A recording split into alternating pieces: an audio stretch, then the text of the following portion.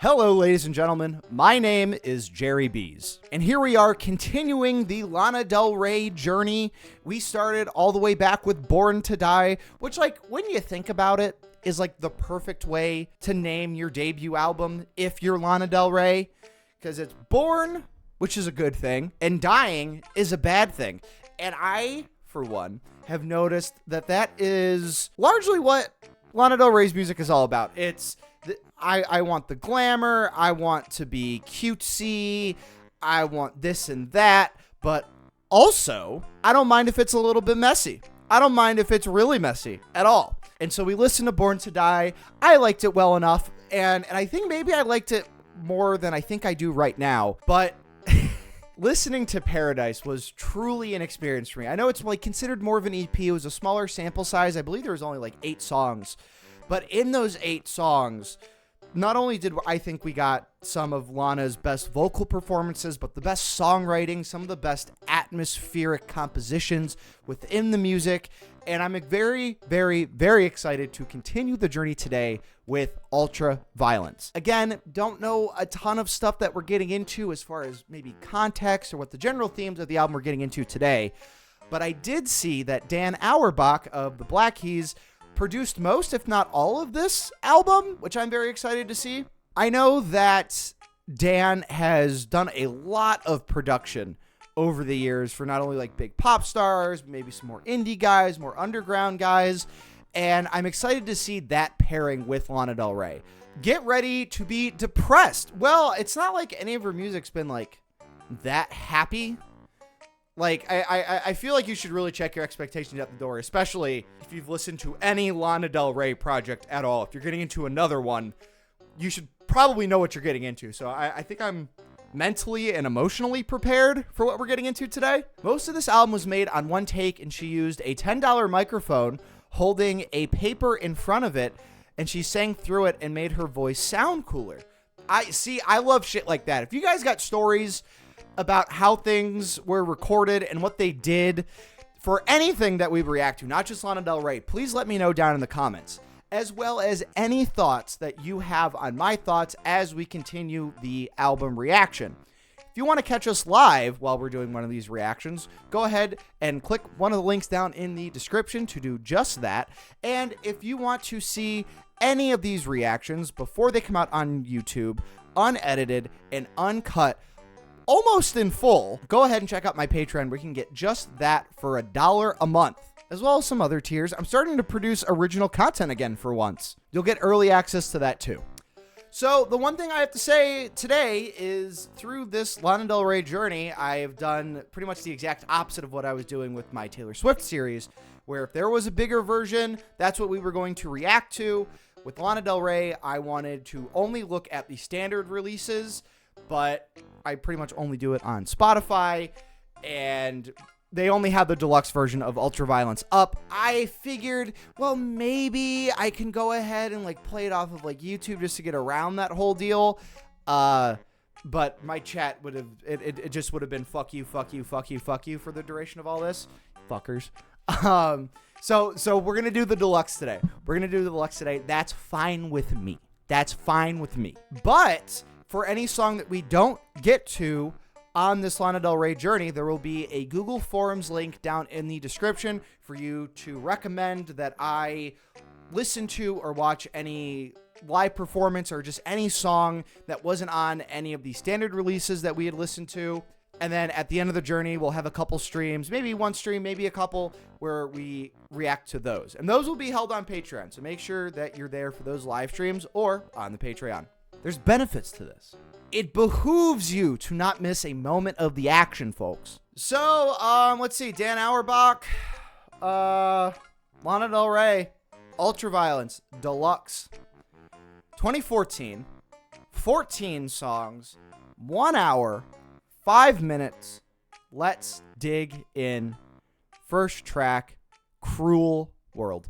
All over now, did what I had to do, 'cause you're so far past me now. Share my body and my life with you. Bible, got your gun. you like to party and have fun? Put my little red party dress on. Everybody knows that I'm the best. I'm crazy.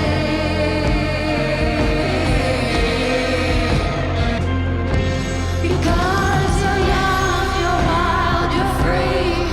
You're dancing circles around me. You're fucking crazy. I share my body and my mind with you. That's all over now. I did what I had to do. I found another anyhow. And you love to party and have fun. And I love your women. And you like fun. I like my candy and your heroin. Little bourbon in you. Get a little bit suburban, then go crazy. That for me.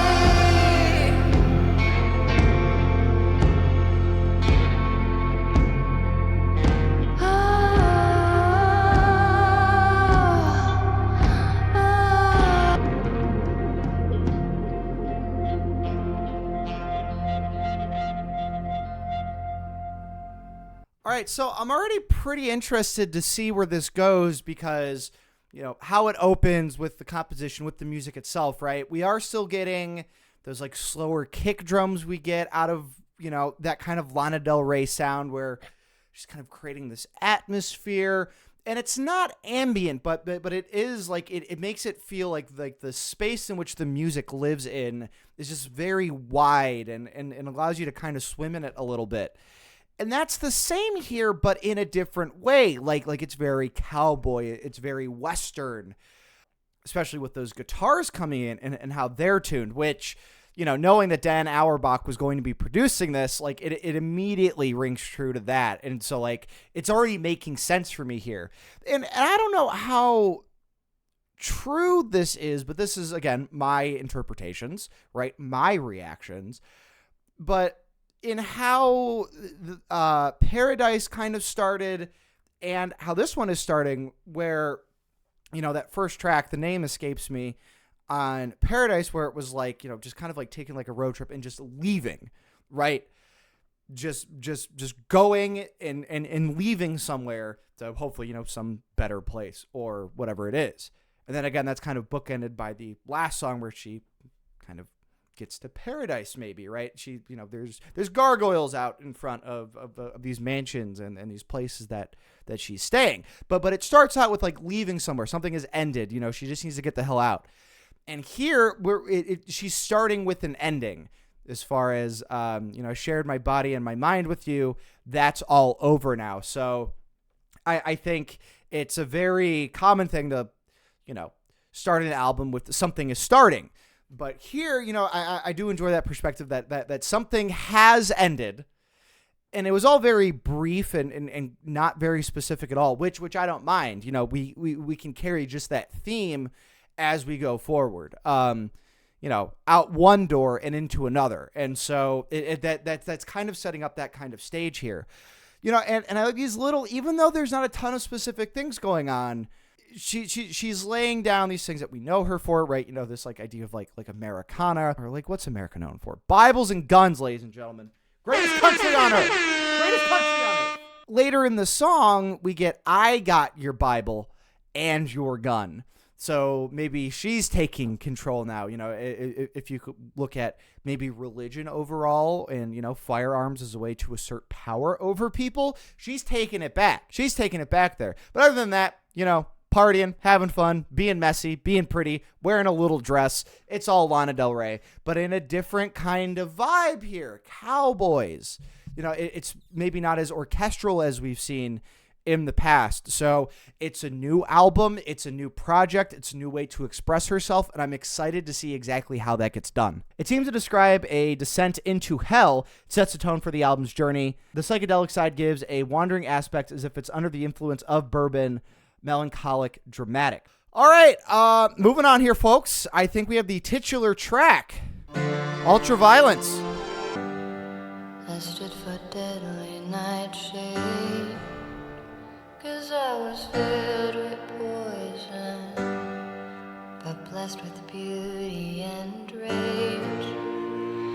Kiss with ultraviolence, ultraviolence, ultraviolence, violence.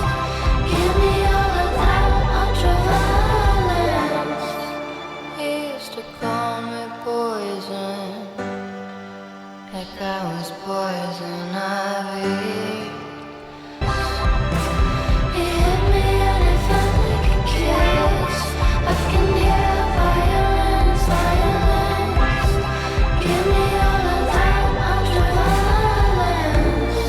We could go back to New York Union, crying tears of gold like lemonade. I love you the first time, I love you the last time. Yo soy la princesa, compresa.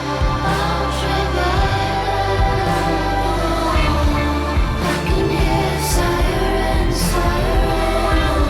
Give me all of that ultraviolence.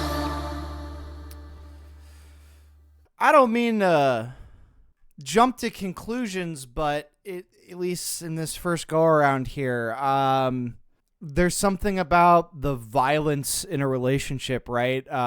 Physically, that there's almost a sentimental attachment to, which, thank God I've never really been in that kind of situation, but it's like along those lines of like my God, what is that called? Stockholm syndrome, right? That's it's kind of what I'm picking up here. It's like this vicious cycle of like kiss, fight, and make up kind of a deal. That's what I'm getting out of this, folks. Jim could refer to Jim being the liquor, but it's also potentially about Jim Jones, who was the cult leader who had all of his members commit not alive together. Where drink the Kool-Aid? Yeah. So I was gonna say that's kind of rang true when she said the whole cult thing, because I'm your jazz singer, right? So I'm like the pretty lady to be admired on stage, and people flock to me, but like I'm flocking to you, regardless of how detrimental that is to my physical, emotional, and spiritual well-being. I think if you use the word cult, and I know Lana's very intentional with her words, at least that's what it rang true to me, especially with the songs in Paradise. She's not really leaving out any space in these, which is why I was so curious with that first song being a little bit more general, but I think largely that was to lay down maybe like the atmosphere, the vibe of the album, some loose themes, and I think maybe getting out of a terrible, terrible relationship might be a theme that we're running on here. Posting the same chat again, so we might see a lot of people say that she's glorifying it, but I think it's important to have songs that come from this perspective and how it feels to be in a domestic abuse relationship. No, I don't know if she's glorifying it, because I think a lot of people are really upset over the fact that everybody doesn't have the same life experiences that they do. But I think what Lana's doing, and what I think that she's done in her song so far, and I give it credit to this one as well, given what she's talking about, this is human experience. I know you don't want to think about how complex the human experience is, but this shit is nuanced. I know that is a largely dead concept to a lot of people. I don't feel as though she's glorifying it all. Even if she had just written out like hit me again, hit me again, hit me again, I'd even maybe look at that as like, okay, maybe she's, just like, maybe some of the BDSM stuff, maybe. But you could even use that with a sense of irony and sarcasm. Now, think you can get into a debate on taste at that point. It's like, well, is that in good taste? But I don't think I don't think that this was in bad taste at all. She's giving that experience, and it's a cyclical thing. It's not the exact comparison here, but with a lot of substance abuse addicts, right? A lot of addicts. It's not so much the drug that they're addicted to. It is the whole experience. It is the cycle. It is the come up, the high, the crash, the search for the next hit. Then they find the next hit, and then it just cycles. Because there's a reward system there. So I'm sure you can make parallels in that kind of relationship as well. Shades of Cool.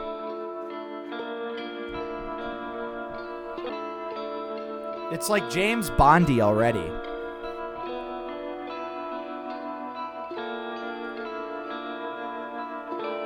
My baby lives in shades of blue, blue eyes and jazz and latitude.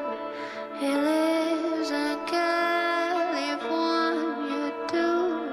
Can't make him better, and I can't do nothing about this strange weather. But you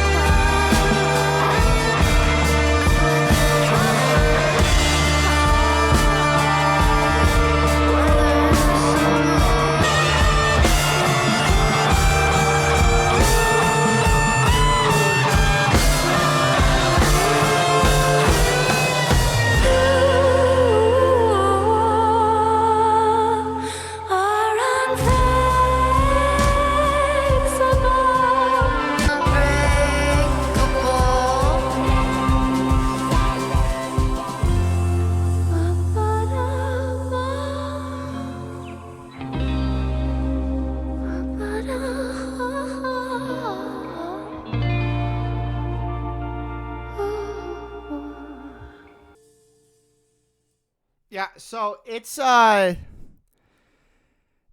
get one of these.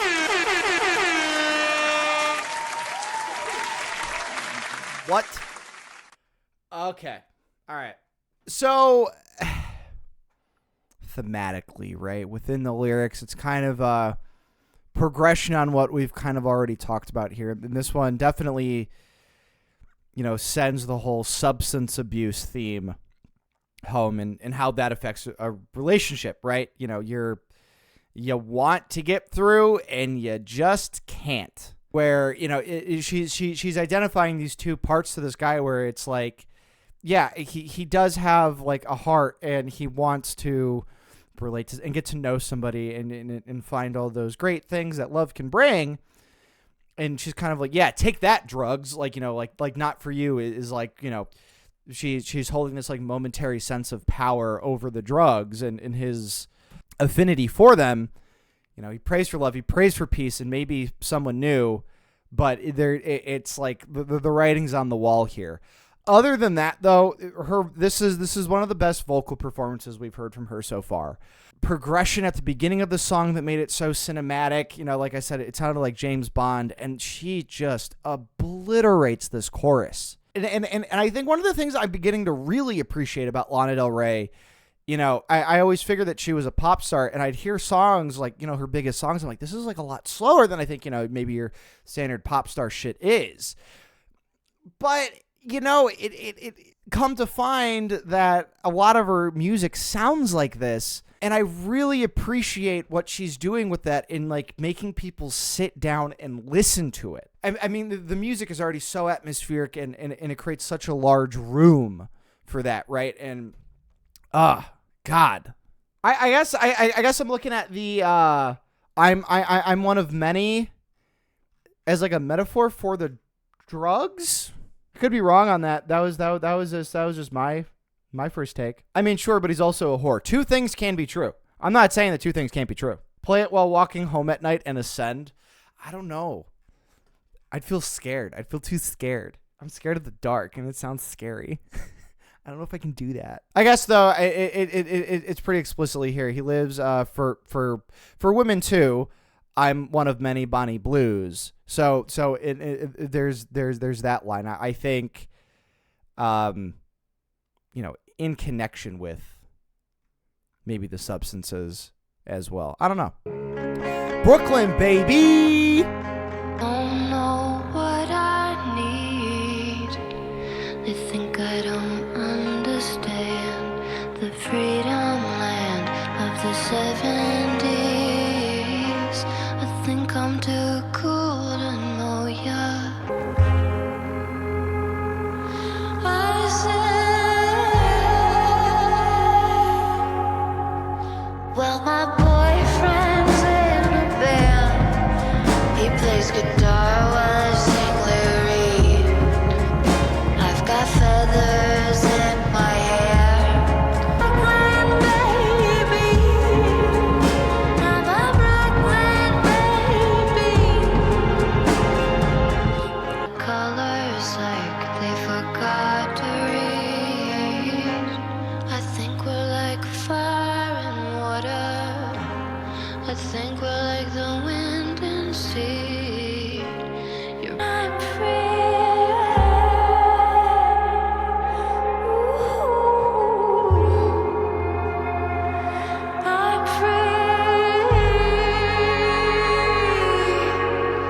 Well, my jazz collection's right. I can play most anything. I'm a Brooklyn baby. Talking about my generation. I'm talking about that new nation. And if you don't like it, you can beat it, baby. Whoa, but it's not as cool as me. 'Cause I'm a Brooklyn baby. I'm a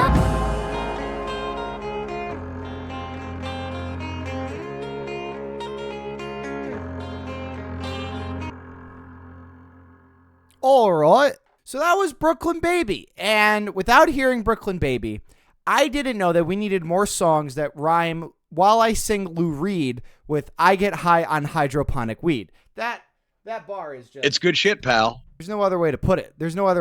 So this one, it's pardon me if I'm missing any other underlying themes here, but it maybe just kind of laying down a scene from her life and maybe where she was at a certain point, whether this was like currently or whatever it is, just kind of like laying down like all these like maybe even like stereotypical like Brooklyn bohemian things, right? You get down with beat poetry, you have a jazz collection, my boyfriend's in a band, that kind of thing, right? And if you live in Brooklyn, good for you, man. If you're one of those people who wants to feel the the young vibe of Brooklyn and all the creativity therein, all those struggling little artists who just got to live in New York. God bless. I think this one's maybe just a little bit more fun without it. It didn't sound the most fun, but it's cool to maybe get like a little peek into Lana's journey here, or just her life, considering that, I think the last two projects were largely set in Los Angeles, and now we're back on the East Coast, where I believe that she's from. West Coast. And we're back on the West Coast.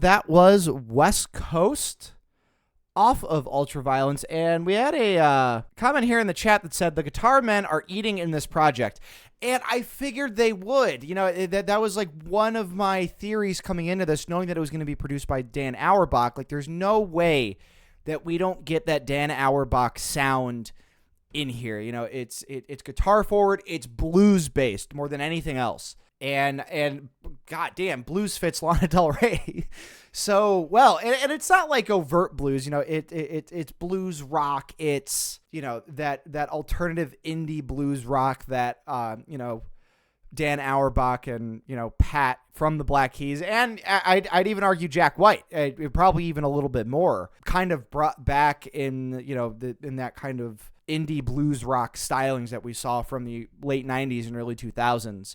But obviously, it's toned down a lot because we have to fit the Lana Del Rey vibe. And it fits quite perfectly. It fits quite perfectly here. The time changes between... I don't even know what the hell happened. I felt like there was that first time change, and I was like, what the hell is going on here? So, I don't know how much of what's maybe like is going on here, other than maybe the other side to Brooklyn Baby here, where she has her life on the East Coast, she has her life on the West Coast, and I don't know if those things are necessarily at odds with each other, but there's definitely just two sides, two worlds that Lana operates in.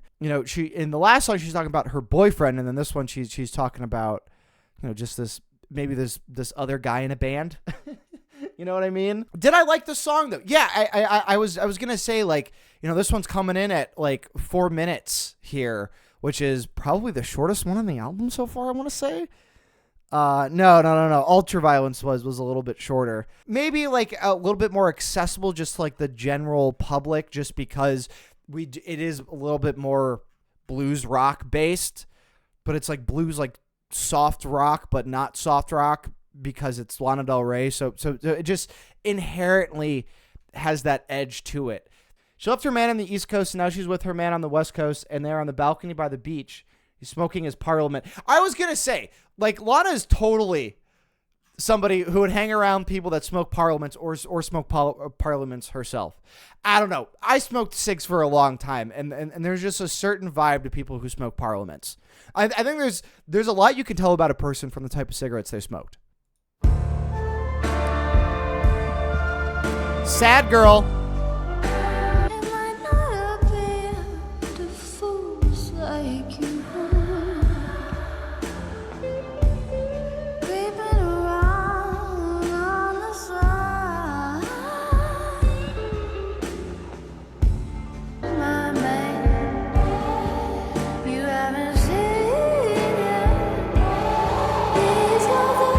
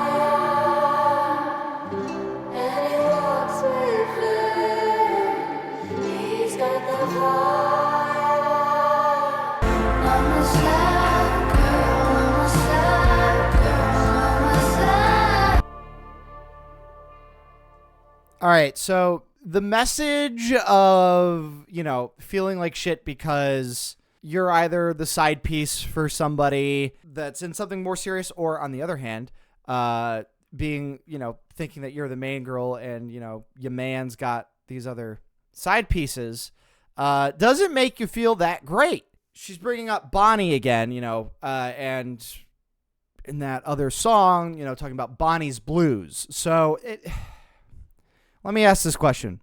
I'm starting to gather that like Bonnie just being used as like a Jane Doe, right? Right. Just like any other woman, for example. Now, Bonnie Blue, is there another cultural meaning for Bonnie Blue? Because if I Google Bonnie Blue in the year of our Lord 2025, I know what's going to come up. So chat, can you let me know? Bonnie and Clyde? Just Bonnie's Blues? Because I'm not going to Google Bonnie Blue. Bonnie just another word for woman. I know that in Scotland, Bonnie is a slang term for a girl. So yeah, I can get like the messaging here. Bonnie is just like a stand-in name. Jane, Dorothy, Clementine, or whatever. I hazard to say that it's going through the motions necessarily with the music. It's still Lana Del Rey, right? It's still nice to listen to. Nothing really grabbed me in that sense, but as far as like the theme with anguish of side pieces in a relationship that is otherwise thought to be exclusive, this one comes off a little bit more clearly here. All the pretty stars shine for you, my love. Am I that girl, like your whole world? Those cracks, man. I'll wait for you, babe. That's all I do, babe. Don't come through, babe. When I cry, I'm pretty when I cry. I'm pretty when I cry. I'm pretty when I cry. All those special times, then that, like my memories. I don't need that. I'll wait for you, babe. You don't come through, 'cause I'm pretty when I cry. I'm pretty when I cry. I'm pretty when I cry. I'm pretty when I cry. Say you need me. You live that you're leaving. I can't do it. I can't do it, but you do.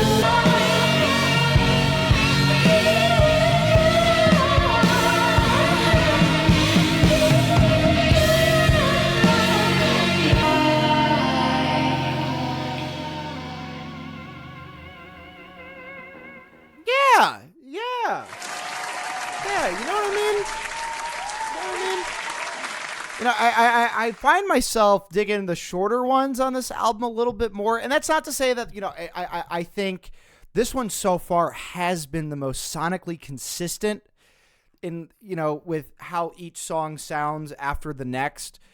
Like I said, with those blues, with those Dan Auerbach stylings there, he's really pulling out the best that he can to fit Lana Del Rey. It's like, how would you, a guy who has made a career out of blues-based rock and roll, how would you color a Lana Del Rey record? And so far, he's done an exceptional job with that. The drumming on this one was great. All those little tasty fills didn't overstay their welcome. You're never going to hear me complain about overplaying the drums, but just that right there, perfect. Her vocal cracks on this were great, and I think any great singer, if you're singing for a while, but this isn't always the case, right? As far as maybe using the appropriate vocal modulations in your own voice and vocal delivery to fit the message of a song, the vibe of a song. Sometimes you do it the exact opposite. That can show satire, that can show irony.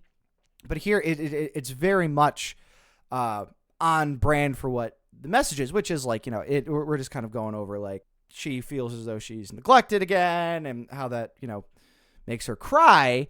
But she's pretty when she cries. So there's a sense of optimism there, trying to make the best out of a bad situation there. Or maybe only feeling that you're worthwhile when you are, showing these extreme emotions, maybe.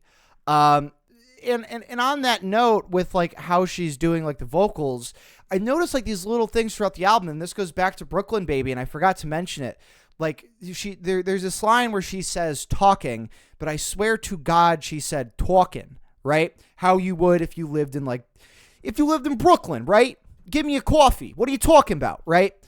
But and then the next time she says talking, she doesn't do that. So it's just like that little thing to add some, not only just like maybe another level to the music, but to, in my opinion, to bring the listener in and to engage with it a little bit more. Considering it is so subtle and you don't bring it back. So it's like, this isn't like the point here. I'm not trying to sound like a Brooklyn lifer over here, but also like this is how I talk. Coffee. So yeah. And you know what? Even though like it wasn't a fast paced song, they are beating the shit out of the cymbals here, which like, knowing Dan Auerbach, I don't know if Pat Carney did the drums on this or not, the drummer of the Black Keys, but knowing that like, especially those early Black Keys records, Pat Carney just beat the shit out of the drums. Money, power, glory. You say that you wanna go to a land that's far away. How are we supposed to get there with the way that we're living today? On money, power, and glory. I want money and all your power, all your glory.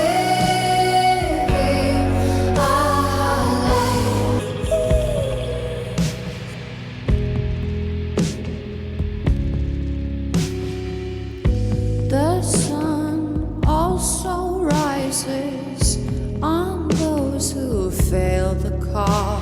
What you really want, baby, I can do it if you think you like that. You should run, boy, run. I want money, power, and glory.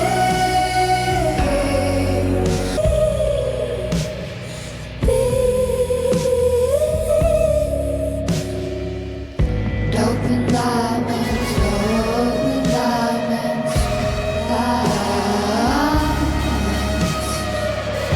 dope and diamonds, that's all. I'm gonna take them for all that they got.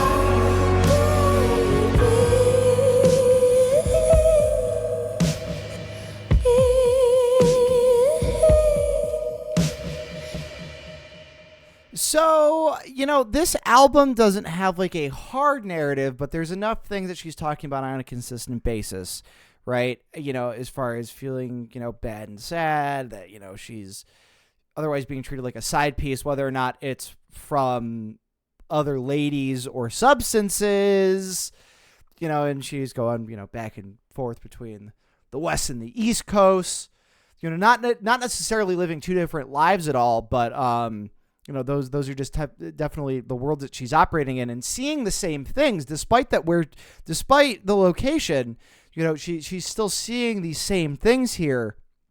And I mean, where does this one show up? This one shows up a little after halfway through the album, and I really like where this was placed and the contents of the lyrics here, because to me, this is kind of like a, to say hallelujah, not in the sense that, she's discovered God or anything, but this is her quote unquote come to Jesus moment in terms of taking the power back.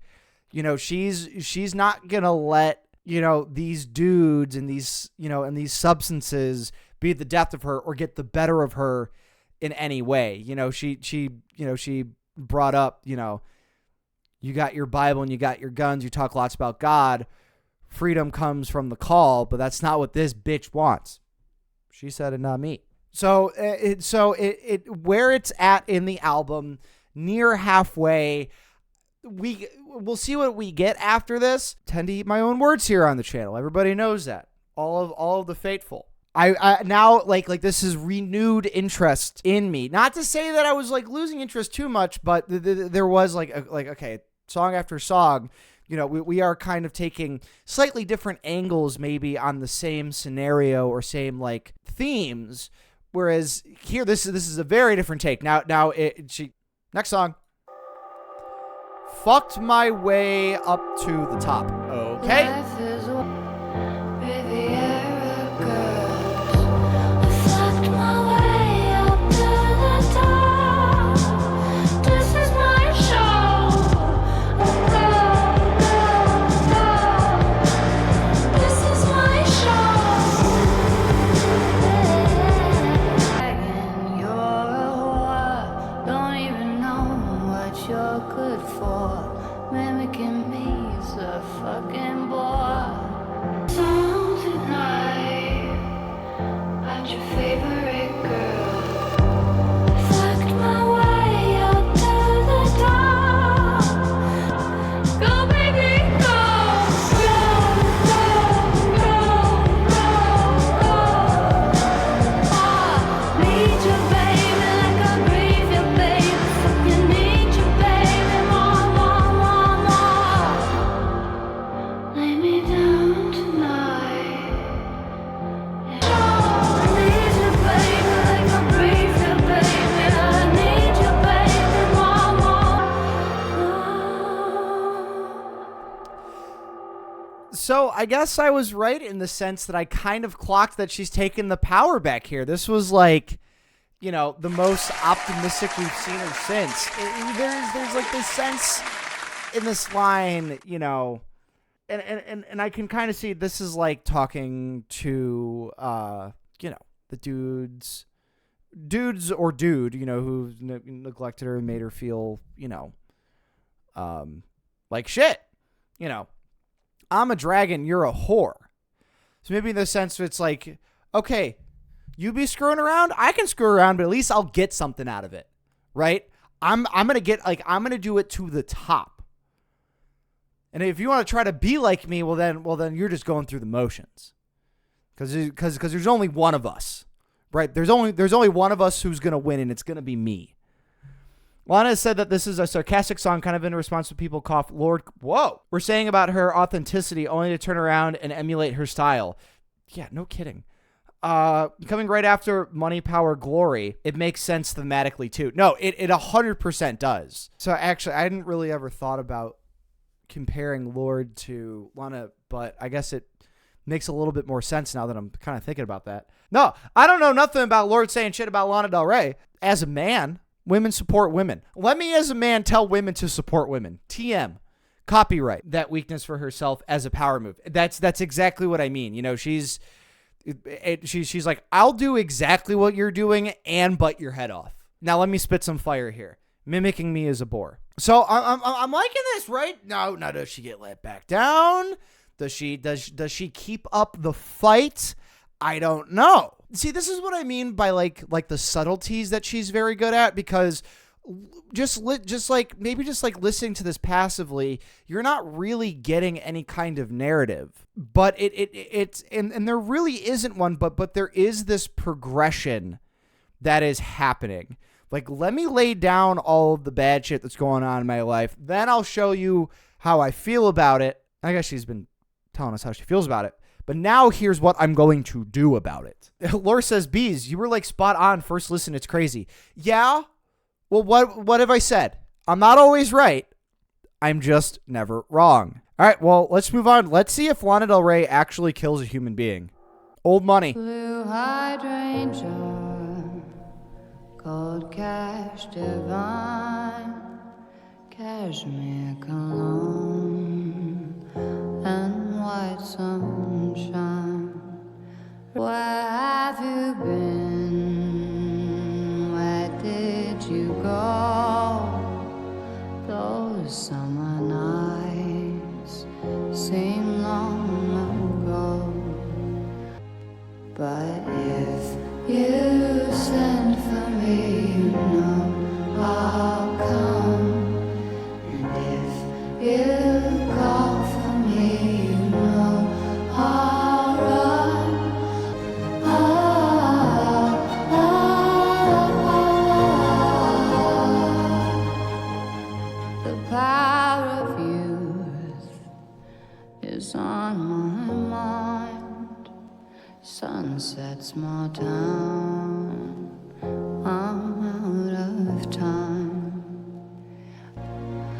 was always strong. My mother's glamour lives on and on, yet still inside.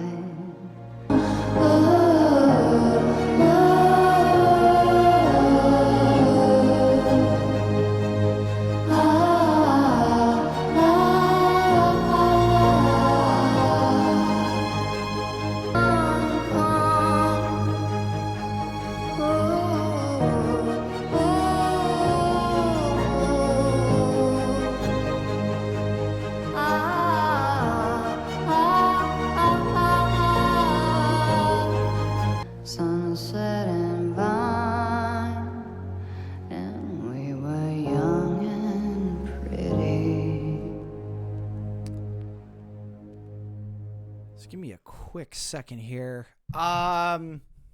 You know, I can't help but to think that this song is about Lana's boyfriend who, you know, had the untimely passing. I believe it was a car accident, correct? That's what I remember reading from you guys. I'm expecting waves of, no, you're an idiot. Old Money was the oldest track on the record, having been in development for 5 years. She initially wanted to title it Methamphetamines, described it as one of the most idyllic songs on the album. The song was inspired by fantastical snapshots she envisioned being on the corner of Hollywood and Vine. Del Rey also mentioned that she was channeling something really nostalgic during its creation. Yeah, so it might not be a direct correlation there after reading some of the context. Well, I was going to say, as far as the composition is concerned, you know, we are kind of back to what we've kind of heard from the last two albums where, you know, the atmosphere is more laid down through this orchestra, so to speak. So I was grabbing nostalgia anyway, just because it, you know, especially in these last few lines here, and I believe the song opens up with it rather. You know, Blue Hydrangea, Cold Crash, Divine, Cashmere Cologne, and White Sunshine. You know, she's already like painting the scene, and just knowing that maybe, you know, my interpretation just on the outset was this is referring to, you know, that past relationship, and that still clings on to her. Now, if she wanted to display some nostalgia, that's how I was getting it. But we get the nostalgia, at least just from me, you know, depending on how long you've been listening to Lana Del Rey, going back, and those orchestral movements are back. So this isn't who Lana is right now, necessarily, especially because the album has sounded so consistent thus far. There is like no reason why this should have sounded the way it does without it calling back to something that's already happened. The Other Woman. The other woman has time to, and she's never seen with pin curls in her hair. And the other woman enchants her clothes with French perfume. The other woman, 'cause to be by her side,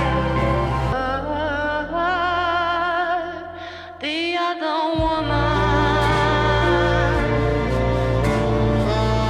will always cry herself,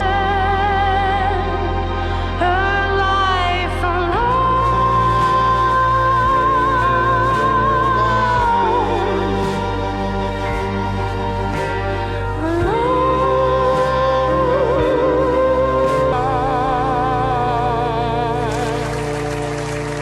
Right, I mean, come on now. Class it up. Class it up in only the way that Lana can. And apparently this was a cover. I don't know who the cover or who does the original. But again, song placement here, folks. I think Lana and team pays a lot of attention to that as the album goes on. Considering that we kind of got back to the orchestral stuff. It's about nostalgia. Here we have a cover of what I'm assuming is an older song, right? That I don't even know what like kind of music, just like orchestral lounge. I don't know, but like you think back to like, you know, like the 20s and 30s, 40s, 50s, the 60s, probably even the 70s, you know, there was a lot of music still like this. going out, with all the themes of Americana. And it's an apt cover, too, because the other woman, this album already talks so much about being the side piece and infidelity that I can't imagine that this song wasn't maybe like an inspiration or even provided Lana some catharsis as she was dealing with some of these things in her own life, and as well as trying to shape the sound and themes of the record. So Other Woman was the last song on the standard release. Now, like I said, I hadn't really been doing any of the deluxe versions of any of the Lana Del Rey albums. I wanted to just get the standard release. And largely that's what I like to do, right? I like to see what the artist put out initially as their stamp of approval. This is what this is. And then if it gets, popular, then, a reissue, a deluxe issue is in store. But we listen to things off Spotify, and Spotify only has the deluxe version of this, so we get 3 more songs, with Florida Kilos very anticipated. But before we get to that, we have Black Beauty. I dye my hair a darker shade of brown, 'cause you like your women Spanish, dark, strong, and proud to paint the sky black. My sparrow blue.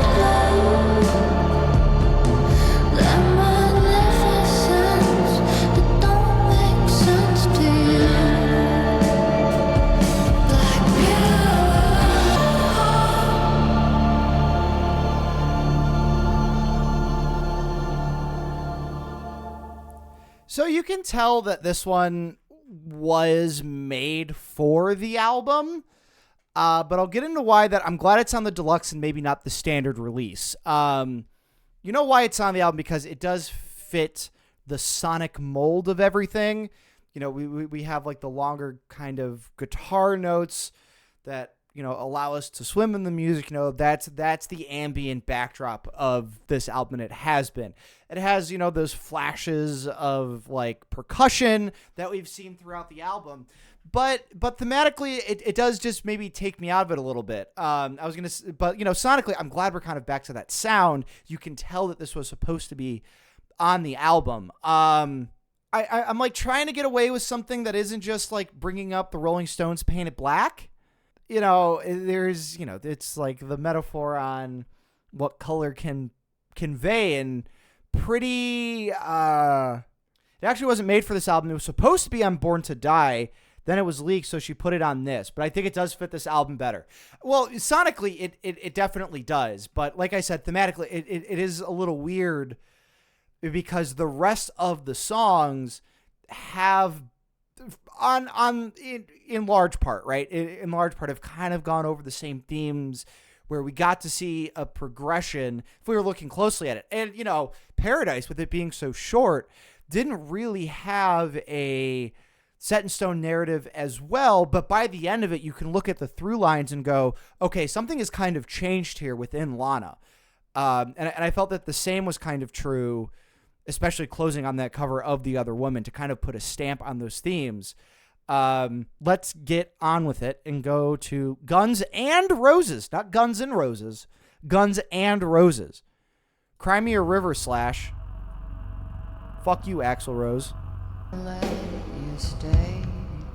You didn't want me all the time, but you were worth it anyway. You loved Guns N' Roses, Guns N' Roses. He loved Guns N' Roses. He loved Guns and Roses, Roses, Roses.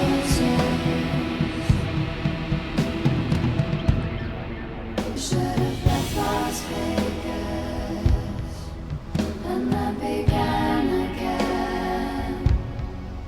Took you back to Detroit, back to the promised land. Game boy, game boy, you got game boy, game boy, you got game. You left Guns N' Roses, Guns N' Roses. He left Guns N' Roses. He left Roses,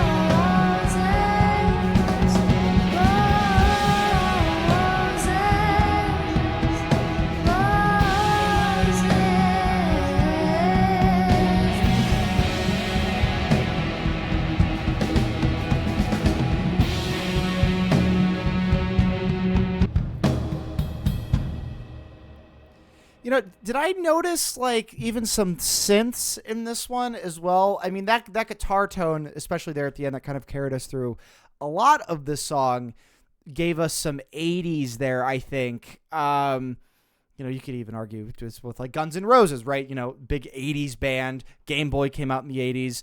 But here, you know, I'm seeing those little flashes of quirkier, very heavy wordplay stuff that I got a lot off of in Paradise. You know, you got Game Boy. There was another song where she's talking about her dude playing a whole bunch of video games, you know? But it's like, you know, you got that Game Boy, you know what I mean? You know, he's got game. That's kind of what I'm thinking. You know, there's a double entendre there, so to speak. And honestly, I think just knowing Lana's personality and that persona, calling a song Guns N' Roses and just using Guns N' Roses as the chorus fits her so well. Am I going to bring up the Dead Boyfriend again just because of Motorcycle Love Divine? You know, I should have learned to let you play it. I wasn't the marrying kind. I should have done it away. Like this is alluding to things that she should have done and can't anymore. Maybe because of the lost opportunity with somebody who isn't with us. So I don't know. This one was like very ambient, you know, like I'm getting like taken back to like a lot of this album has like taken me back to Ethel Cain. But if we're going with this sense and this theme of nostalgia, this song brings that back as well from what we've seen, or that we saw a little bit later on in the standard release. Here we are, the last song. This is the last song on the deluxe version, not the standard release, but that's okay. This one was heavily anticipated. Speaking about on the stove, cooking up a dream, turning diamonds into snow. I feel you, pretty baby, feel me. Turn it up high. I'm down to Florida, I got something for ya. We could see the kilos or the keys, baby, oh yeah. Guns in the summertime, chica cherry cola lime. Prison isn't nothing to me if you're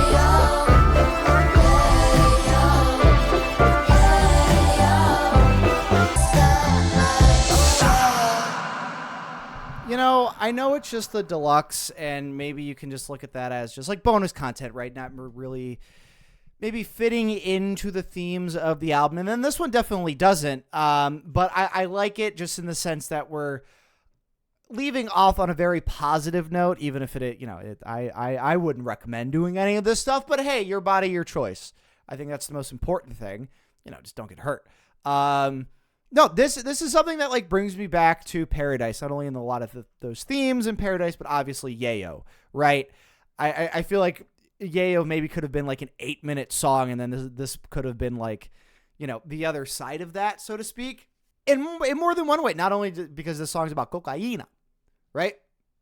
The song also features a lot of that wordplay that I loved in Paradise, and there was tons of that in Paradise. So, we could see the kilos or the keys. It's simple. It is a little stupid, but I liked that. I did like that callback.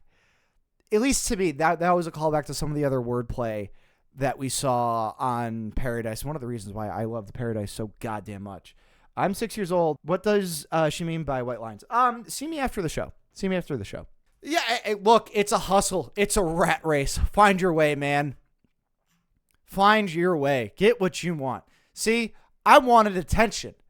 That's all. That's all this is, ladies and gentlemen. I just wanted attention. Now I could do a couple things, right?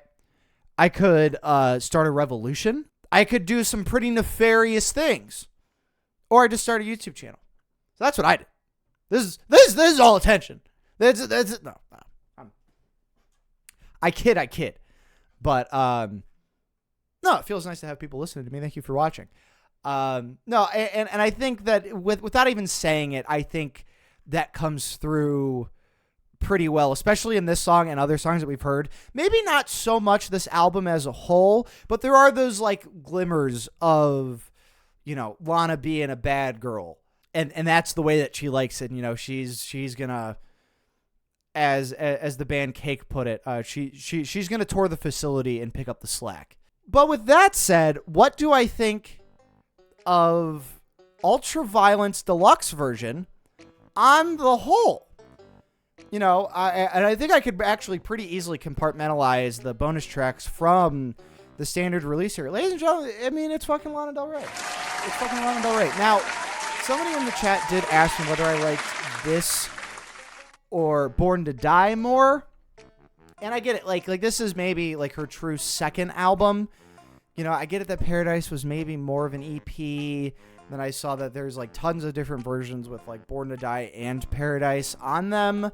So maybe you can kind of couple it as like a double album, as it were. But if I had the choice, this one grabbed me more than Born to Die did. And not because, and I remember saying that I did like aspects of this song, but like just thinking back to like National Anthem, for example, where, the chorus, tell me I'm your national, right? And there's like that choir. And, that's a device that I like from time to time when used in music. It is kind of fun. But, it's also like just kind of, you can look at it another way and go, well, it's a little cheap, like in the sense you play that live. Of course, everybody's going to feel involved when they're playing it because that's the part with the choir. And in this, there isn't that much of that. This is very much a time and place and state of mind journey that we're on with this one. And I think, if I don't really want to even compare the two, but with this one for me, I was able to get down with the more like orchestral atmosphere kinds of stuff that we listen to from Born to Die and Paradise. But and maybe, again, this is just me as somebody who, grew up and appreciates and listens to and interacts with more guitar-based music.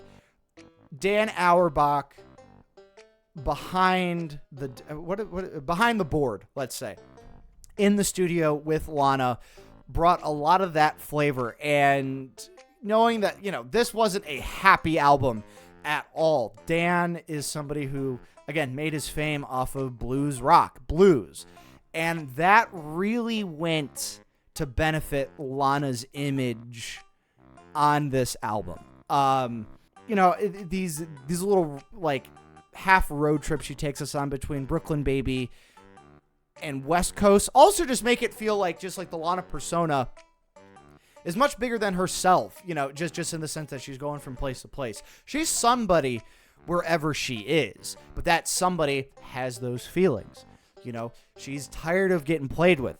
And she's not getting played with, you know, I feel like in these other albums, you know, this persona is like, you know, I want those bad boys. I want to get into this. I want to get into that. She doesn't call it out explicitly, but it's almost like she's getting real sick and tired of this shit. Because by the time, you know, it seems like, you know, she's basically tapped out in Pretty When You Cry. And then between Money, Power, and Glory and Fucked My Way Up to the Top, she's taking it back. She's really putting an end to all this crap. And then with Old Money and The Other Woman, we are bringing some of those sounds back, those more orchestral sounds. And you could say that it's nostalgic, right? You know, The Other Woman being a cover. And I think nostalgia being an overarching theme here. I think Lana, it adds to this idea that I think it's a little bit more melancholy than I give it credit for. Because even though she's like taking, you know, the power back, so to speak, at least that's what I'm saying, she's still going back to a simpler time, maybe in her mind and in her emotions. Where she's like, well, okay, you know, this is what I'm trying to do, but, you know, I do wish that this was a little simpler. Am I stretching? I don't know, but I like the fact that she's allowing me, she's putting these ideas down, and there's this subtlety there. There is this nuance there that I can take things and think about and play around with, and that's probably the coolest thing about Lana so far. Now, as far as the reactions are concerned, the individual reactions that we've done, I don't know if I'm like as bewildered as I was after Paradise, but this was, I wanted to see new, I wanted to see more, and that is exactly what I got out of this release. Honeymoon is probably the most cohesive project. Yeah, and that's not to say that this one wasn't cohesive. Like, I think she's definitely not laying anything out for you, and maybe she'd even say like, oh no, there was like a narrative here, but this album is laid out in the song placement, in the order that they're placed, where there is a progression that I think you can take from it. And that's, you know, mainly how I listen to things. You know, I try to look for a narrative. I try to look for progression. I might be, when I get to the point where I think I'm reaching too much, that's when I just call it, it's just a collection of songs. This is just a collection of songs. I think this one's a little bit more than a collection of songs.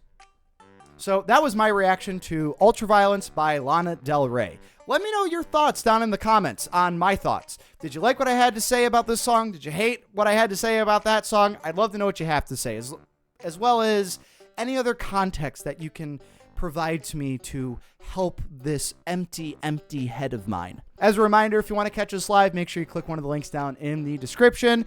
And if you ever wonder when we are going live and what we're going to be reacting to, subscribe to me here on YouTube, check out my post tab, and I'll be announcing the news there as well for free on my Patreon. But if you ever happen to miss any of these live streams, go ahead and check out my Patreon, where for just $1, you get my reactions uncut and unedited before they come out on YouTube. Again, for just $1. A little buckaroo. Also, check out this video I made about Edward Cullen's CD collection. I really enjoyed it. And I think you will enjoy it as well. Probably. I don't know. But with that said, I've been Jerry Bees. You've been awesome. Take it easy. Watch my video. Diggity dog. Diggity dog.